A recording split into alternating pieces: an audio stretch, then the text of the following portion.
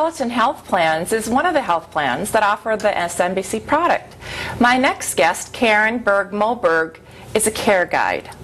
And here today to discuss the process of enrolling and the advantages of becoming a Cornerstone Solutions SMBC member is Karen Berg-Moberg. Welcome, Karen. Thank you, Sheri. Could you please explain to me how somebody becomes a member of an SMBC plan? I mean, verbally walk me through the process from start to finish. Sure, I can do that. For MHP, an individual can call toll-free. It's 1-866-601-8962, and they can request to meet with an enrollment specialist. Okay. And then after they decide to meet with this person, and by the way, they can meet with them in the community wherever they want. They don't have to come into our offices. Oh, that's fantastic. So if somebody were ill or wasn't able to make it into your office, you could, in fact, make a home visit or a hospital visit. So that's very convenient, just that in itself. Yeah, or in a coffee shop or a neutral place, anywhere that a person wants to. Then a consumer would fill out an application, and after the application was filled out, they would send that into the state. Okay. And the state determines eligibility. And then once eligibility is approved, the person would then get an application, or not an application, but information in the mail from the state saying that they are on the program, and then they would get the MHP information. Fantastic. Are there some examples that you can think of how you specifically have helped a member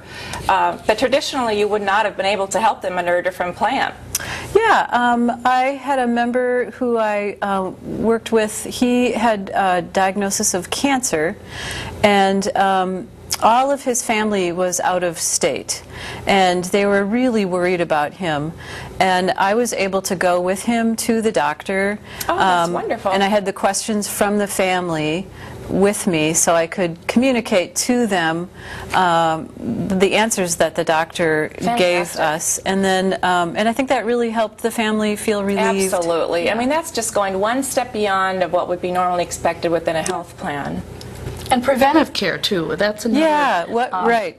Emphasis of the program, trying to get people in for preventive care visits. Yes. So many people with disabilities don't get the basic preventive care. Absolutely. They're maybe seeing specialists, but that preventive care is so important. That's correct. We try to monitor people's annual medical, their dental, their psychiatrist, and if they're not doing that, we encourage them to get there. We can go with them if they need to.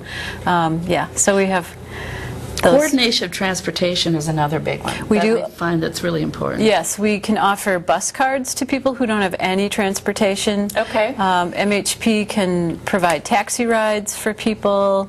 So yeah, we have the ability to, and that's a huge barrier for people if they can't get to an appointment. So absolutely. And what would you consider a care guide's role to be?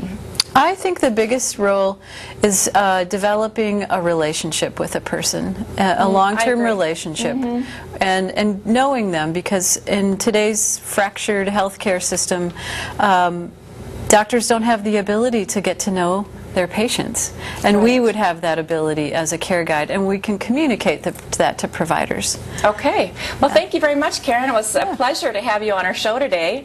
We look forward to having more information about the SMBC plans come out as they develop and come further along. And today, actually, we were just barely able to touch the surface of all of the programs that were available to people with disabilities and chronic illnesses. I hope you found the information useful, and I certainly encourage you to look into this program for yourself or for someone you love. My goal is that the information that I bring to you, the viewer, is both useful and informative. Getting good health care is imperative to living the best life possible and making ourselves the happiest and the healthiest we can be. Next month, I'll be traveling alone to New York City. On my next segment, I'm going to discuss my trip, including what it was like for someone in a chair to go to such a big city like New York. And in August, I'm so excited that author Julie Smith, PhD, will be our guest. Julie wrote a book called When It Happens, 5 Steps to Take Control of Your Recovery. And I tell you, I read that book and I am really looking forward to sharing that information with you. So with that, I'd like to say thank you for joining me today, and back to you, Mark. Hello and welcome back to Disability Viewpoints. I'm very pleased to announce today that Disability Viewpoints was nominated and won the 2009 Hometown Film Festival Award. Let it be said that none of this work in front of the camera could happen without the people in back of the camera, such as Tim Domke, Kevin Schmitz, and the whole crew here at CTV Channel 15. And we've added the Living Forward segment with Sheri Melander-Smith. Has been a great added feature also. And I would like Sheri to say a few words at this time. Oh, I'm honored. Thank you so much. I'm just so honored to be a part of this program, and I owe all of that to you, so thank you.